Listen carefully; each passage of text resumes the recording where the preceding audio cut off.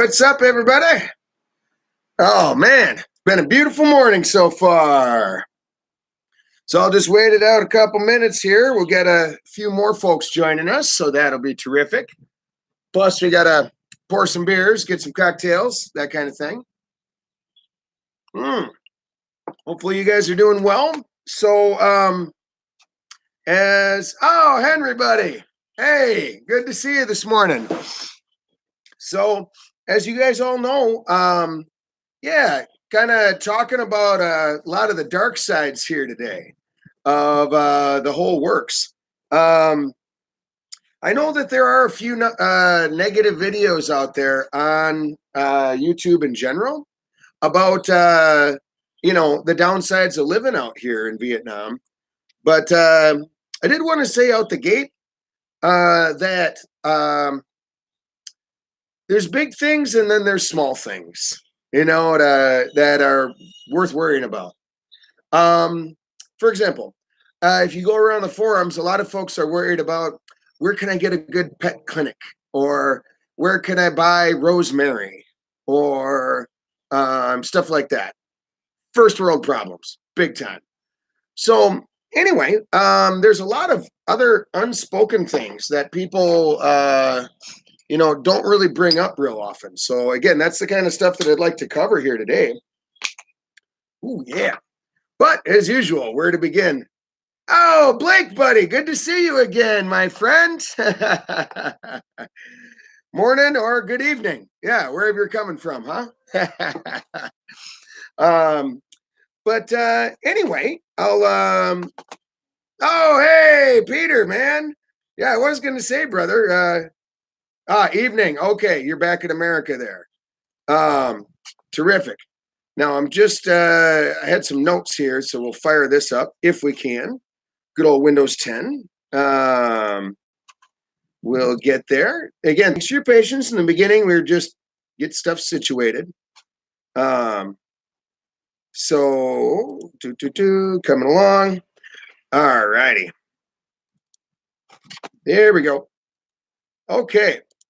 We're getting there. Almost. Thank you for waiting. But anyway, we've had a handful of different things to cover, and a couple good examples.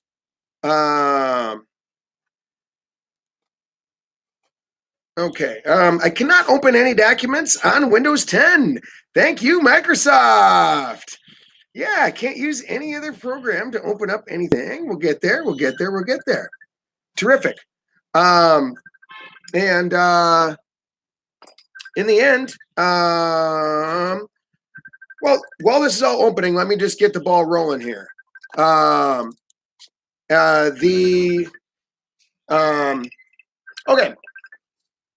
The weather.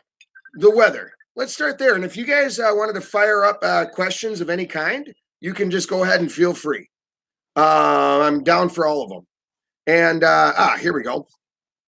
Now, this is quite a factor for a lot of people. What I mean by that is heat index. In particular, I didn't know what that meant until I actually got here. It's kind of like how wind chill makes cold colder. Yeah. Unsurprisingly, humidity and lack of wind makes things hotter. That means a human, when they're sweating, doesn't sweat, or the sweat doesn't evaporate like it normally would in your normal experience of life. So as a result, Dharma,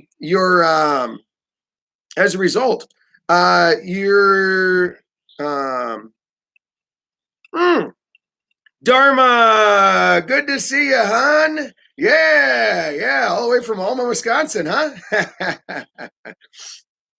So to put it nice, short, and simple, it can be super hot.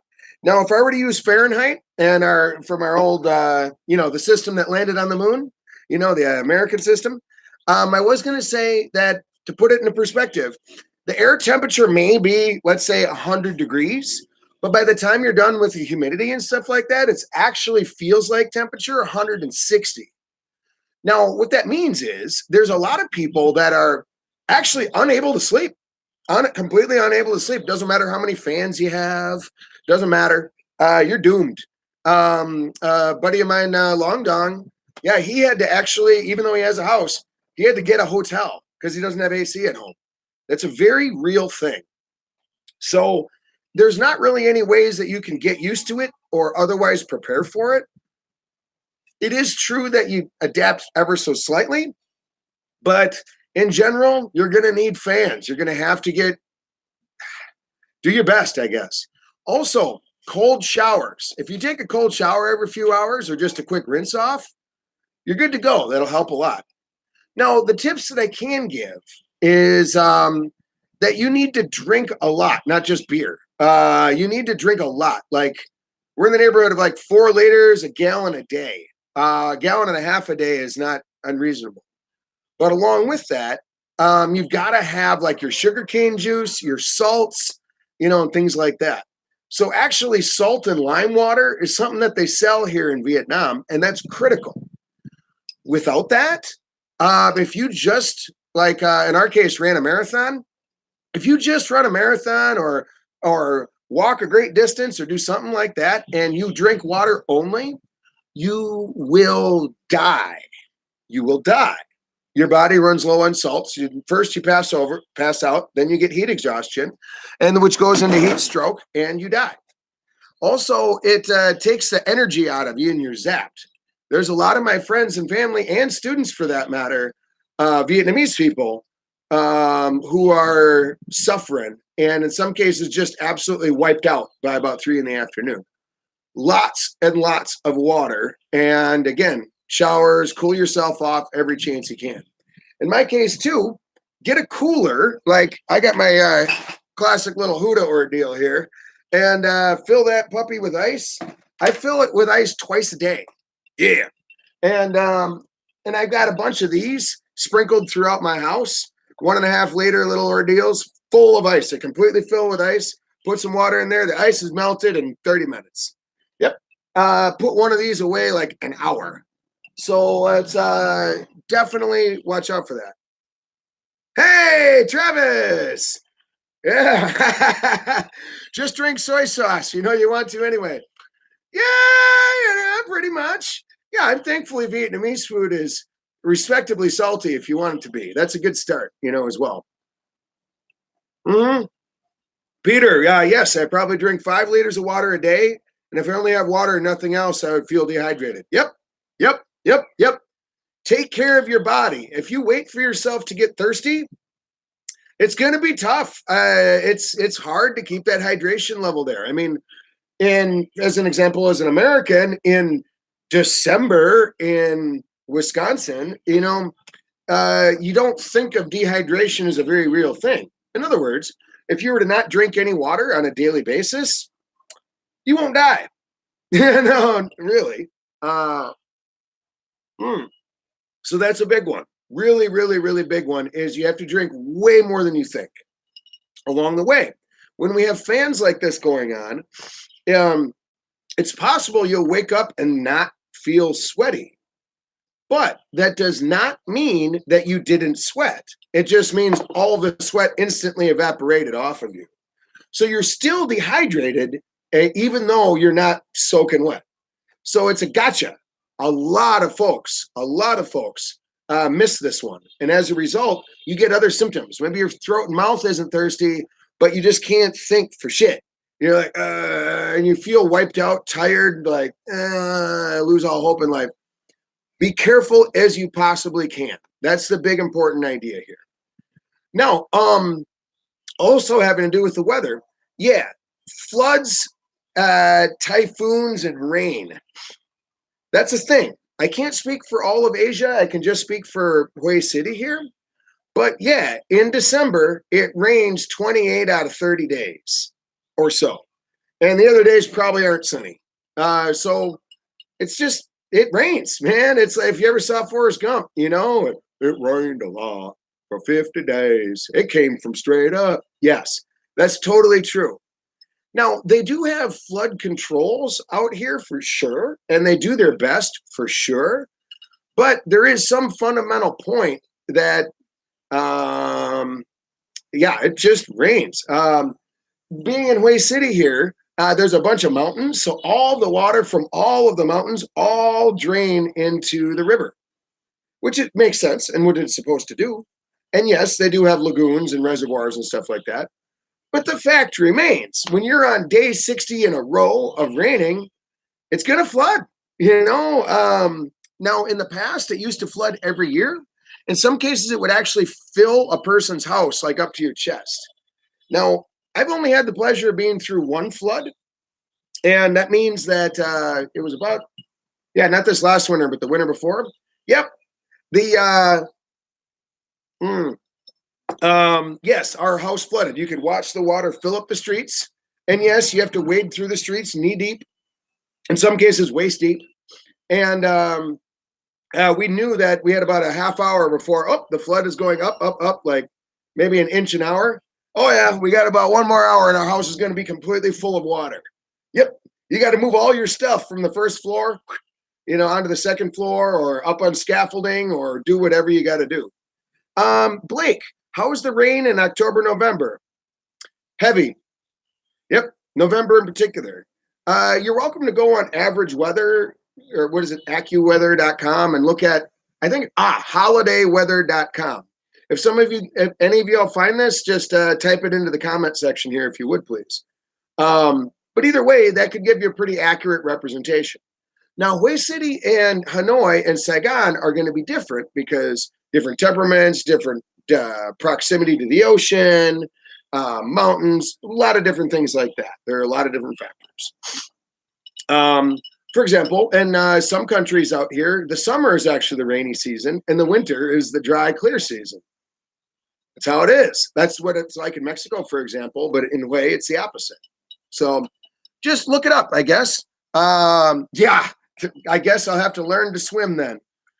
Yeah, it's not so bad. Here's the thing though. Use just common sense. Just use common sense. Okay? Like, so here's some examples. As I'm going down the road, by the way, to tell you what a flood is like, first of all, I like it. I'm a positive person. I think it was interesting as hell.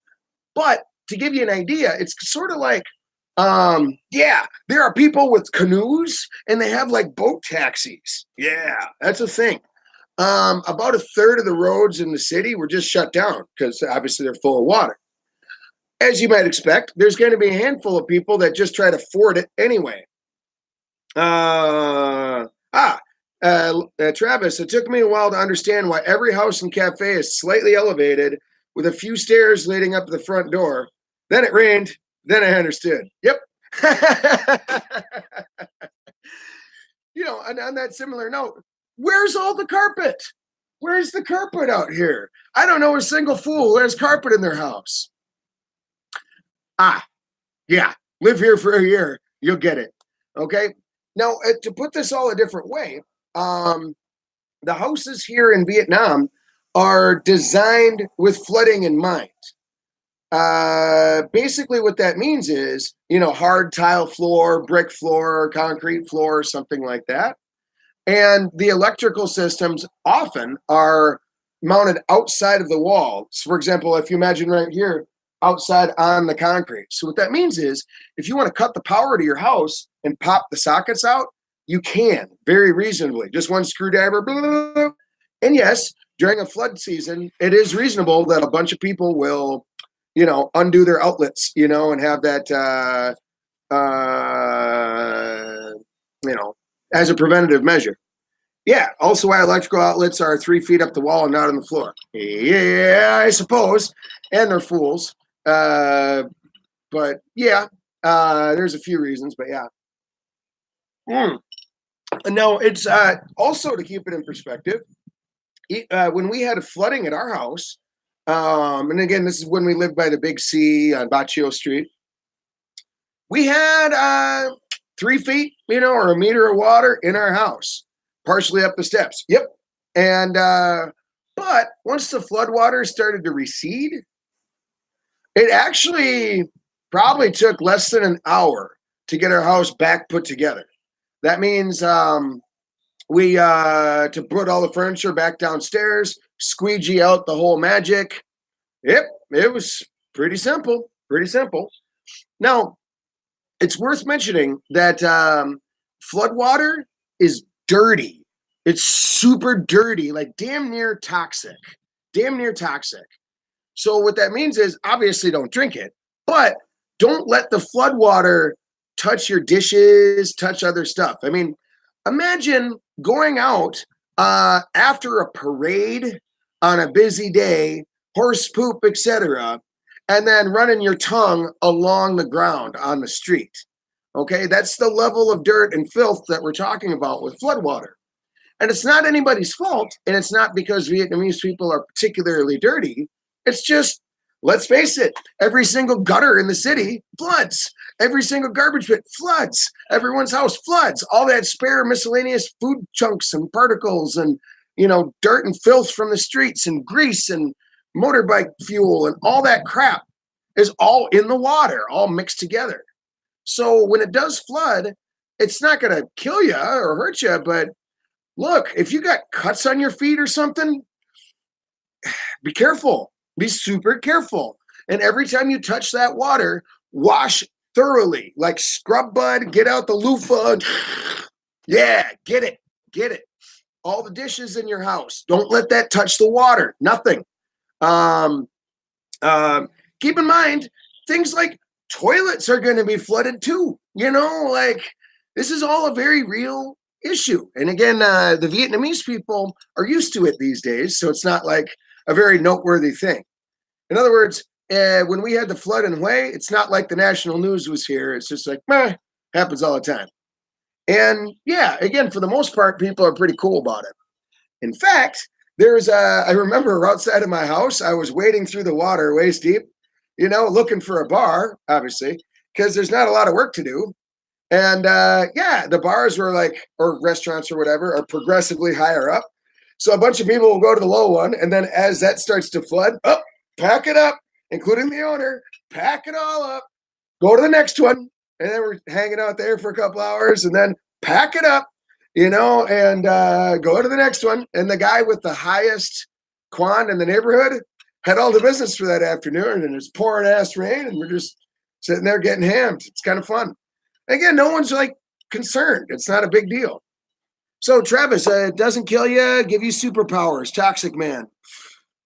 Maybe, but point being, be as careful as you can about it. I mean, just use common sense. There again, examples of not common sense include people who have a car and they try to ford through the water's halfway up the door of their car.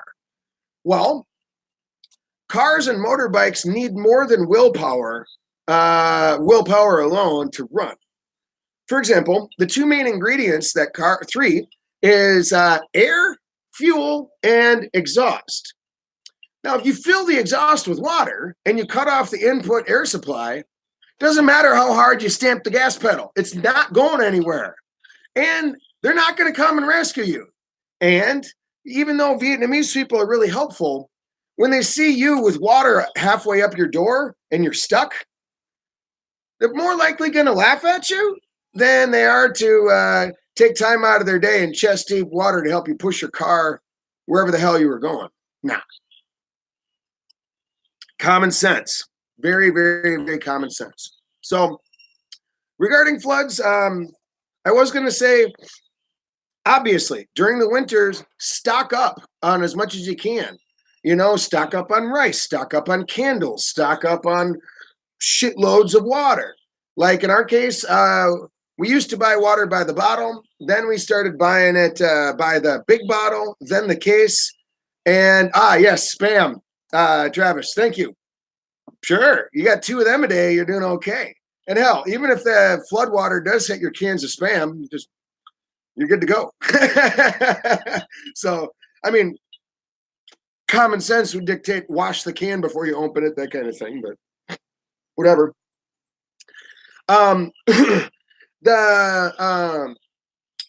So yeah, stock up as much as you can, but people all know that. Right as the floods come in, it's not like not flooded, bang, 6 feet of water. No, I mean, you get about a day heads up, but yeah, do it. Now, but again, if you plan ahead, it's a pretty small ordeal. Now, due to the poor electricals, let me rephrase.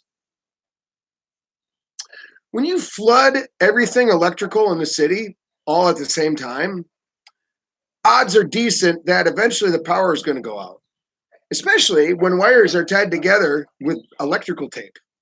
Yep. It's pretty much guaranteed. In fact, during the flood season, yoga for my homies. Okay, do the floods last days usually? Good question. Um, in my recent recollection, in my own personal experience, I mean to say, yeah, 2 days for sure. It might have been three. I don't remember exactly, but and if the streets are just a couple streets are flooded, sure. I guess floods were off and on for probably a good 6 days, meaning different parts of the city, like the River Island, Cone Island or Hen Island. Yeah, that was toast for like 7 days. Our particular house was probably 3 days or something like that. Now, again, this is not an every year thing, and it's definitely not an every city thing. And yes, I do have a lot of Vietnamese friends that live up in the mountains, and they've never had a flood in their lives. Sure. But the point is, again, be prepared and use common sense, and everywhere you can.